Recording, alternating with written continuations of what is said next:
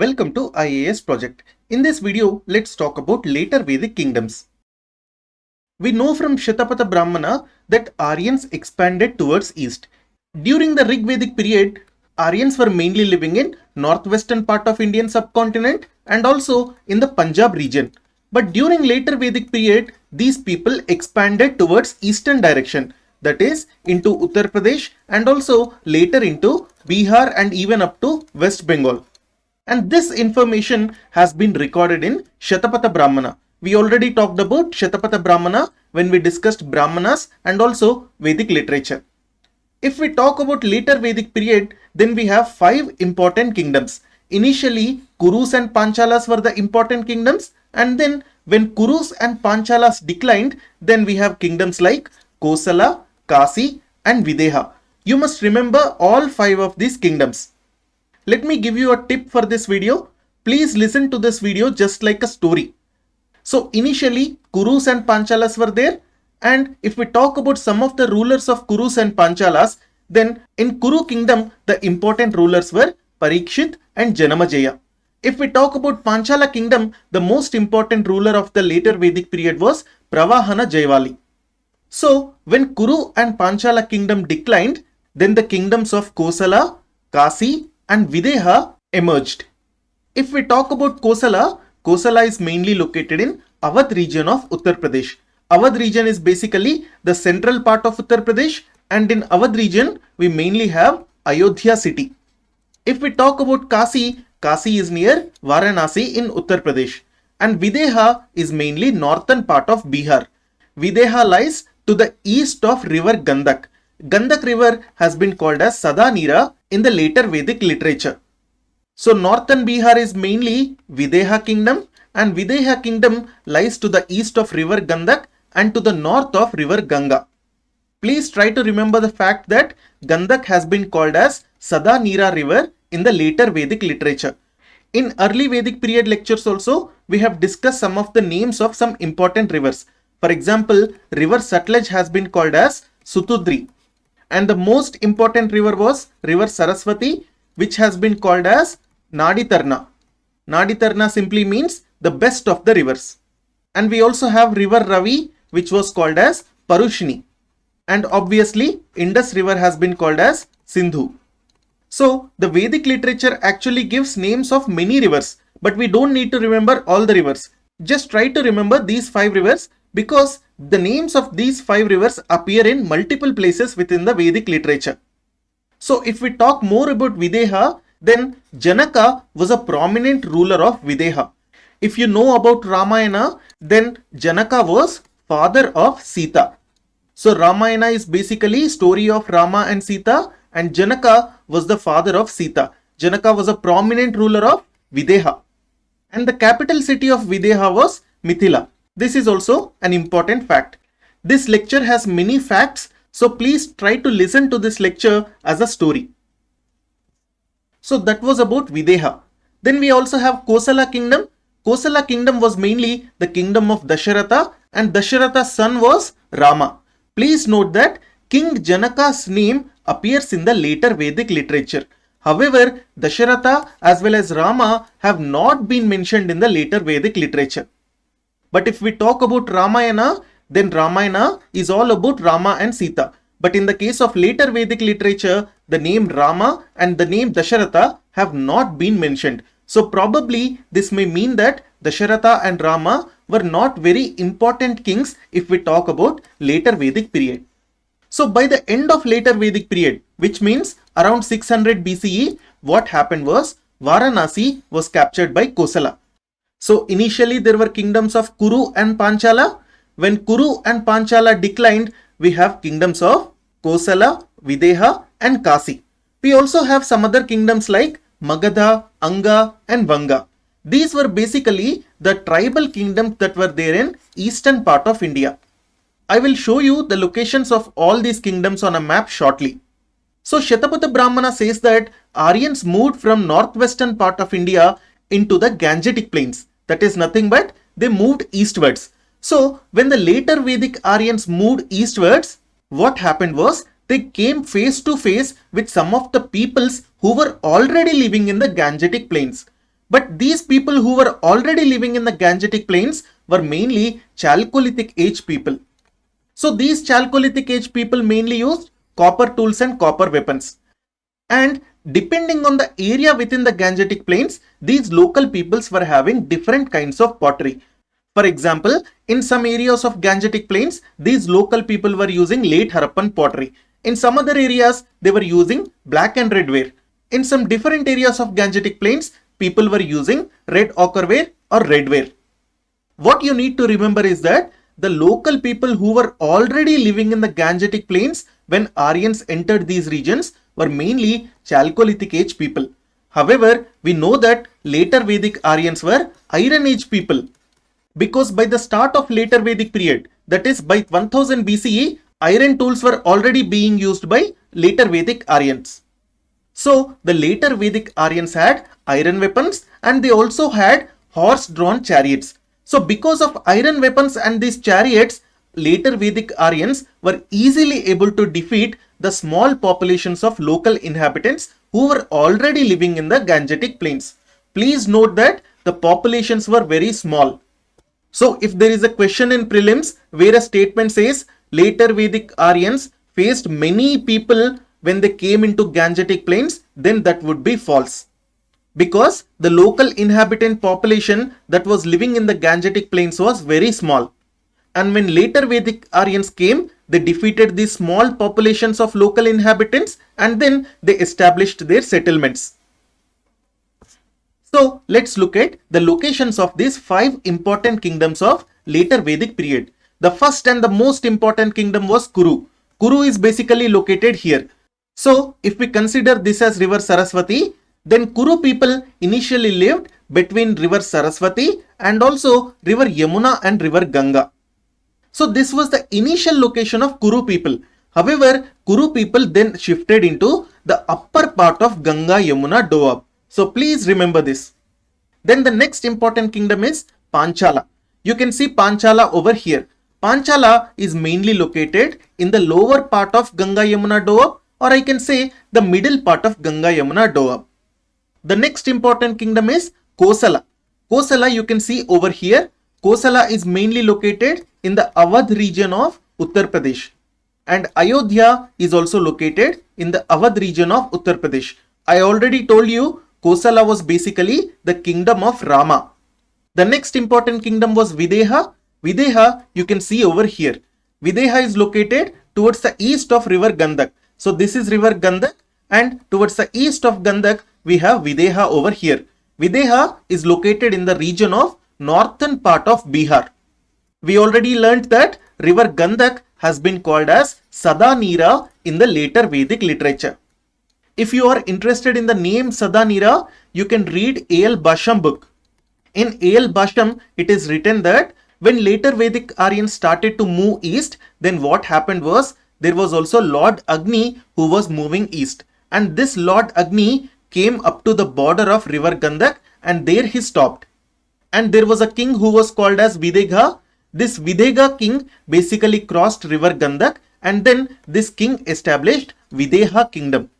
So this story has been given in A.L. Basham. This story is not important from the point of view of exam, but it is an interesting story and it will help you to remember the facts. Anyway, the next important kingdom is Kasi. Kasi is located towards the south of Kosala.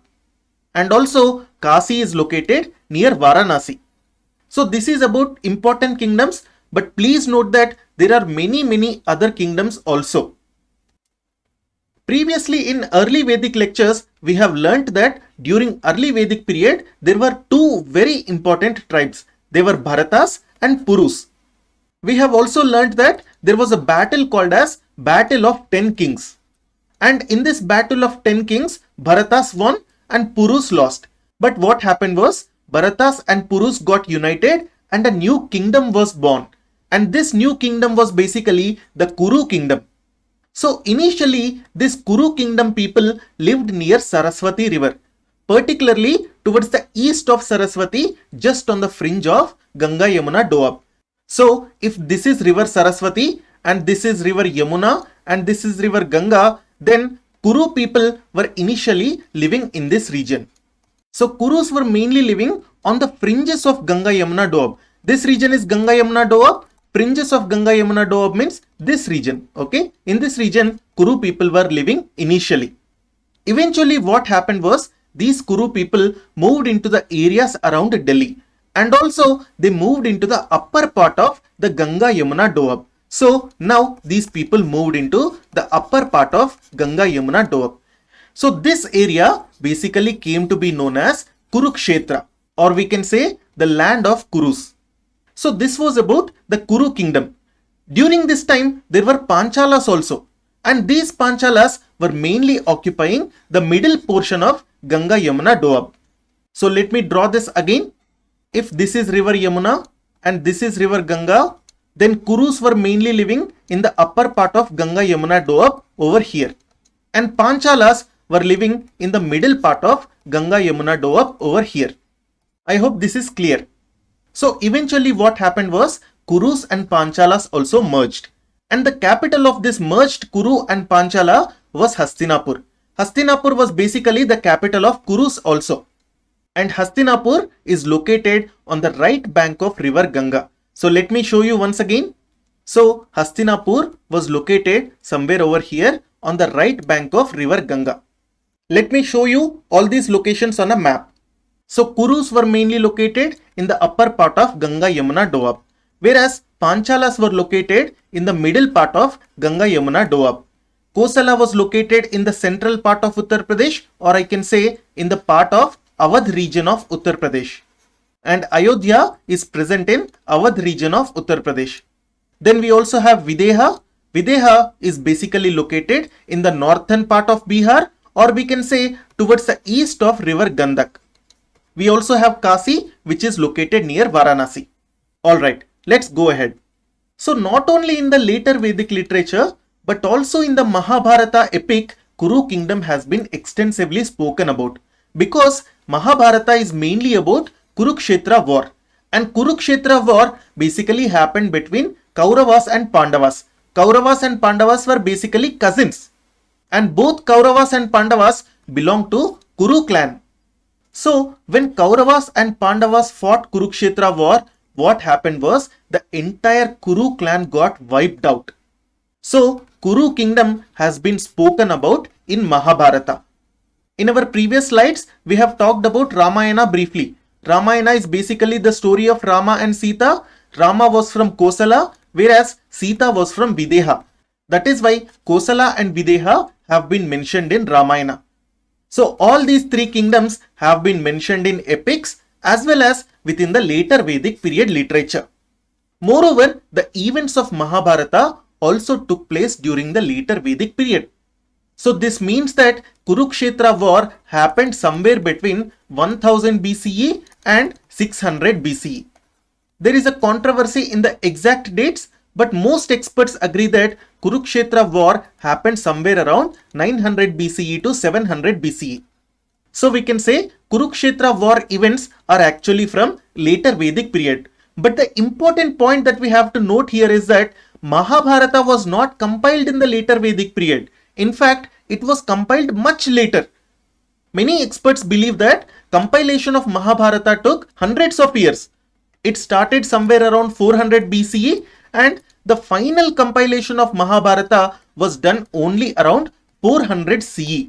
So Mahabharata was finally compiled only during 4th century CE. That is nothing but the Gupta period.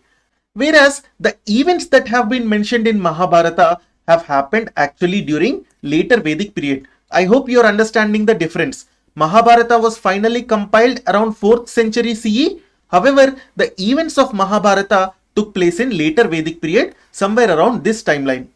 So we know about Mahabharata not only from the later Vedic literature and Mahabharata epic. We also know about Kuru Kingdom from the excavations that were done at Hastinapur. Hastinapur was basically the capital of Kuru Kingdom.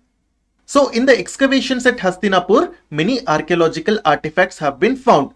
And these archaeological artifacts have been dated to somewhere around 900 BCE to 500 BCE. So this is almost very close to later Vedic period. And in these excavations, we have found settlements.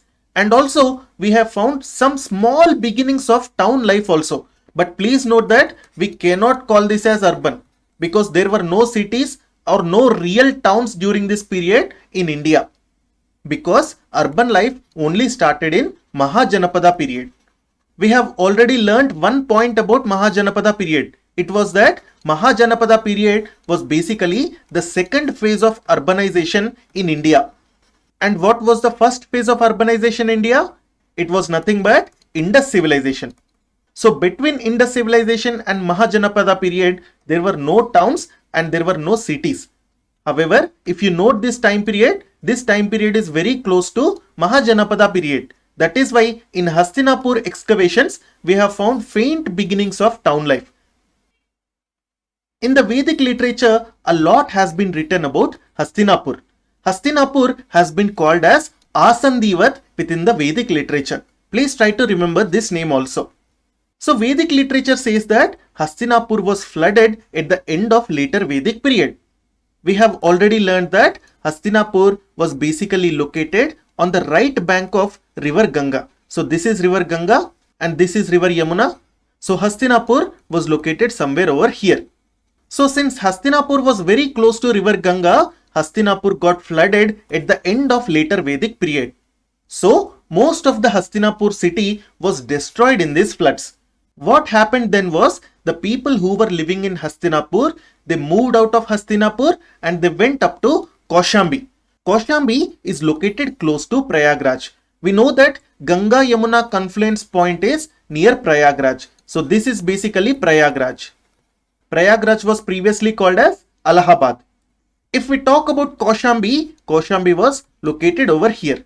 So Kaushambi is located on the left bank of river Yamuna, whereas Hastinapur is located on the right bank of river Ganga. So we have found small number of archaeological evidences from Hastinapura. Hastinapura was the capital city of Kuru Kingdom. Please note that we have only found limited number of evidences. And these evidences include PGW pottery, copper implements, and also traces of houses of unbaked brick. Please remember this. During Vedic period, baked bricks were not used. There were only mud bricks and unbaked bricks. Baked bricks only started to be used in Mahajanapada period. Before Mahajanapada period, baked bricks were used in Indus civilization.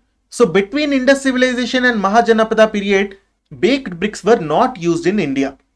PGW pottery is nothing but painted greyware pottery. It was basically grey pottery on which painting was done in black color. We have not talked yet about PGW pottery. We will talk about PGW pottery in detail in the coming videos. The Iron Age in North India started in later Vedic period. That is why PGW pottery is mostly associated with later Vedic period. So the area of PGW sites of later Vedic period are mainly between Saraswati Valley in the west and Ahitchitra, which is located in the upper Ganga region in the east. Ahitchitra is also called as Ahikshetra. We will talk more about Ahitchitra and other PGW sites in our PGW pottery lecture. Please like and subscribe. You can download this presentation from our Telegram channel. The name of the channel is IAS Project. The link for this channel has been given in the description section below. Thank you.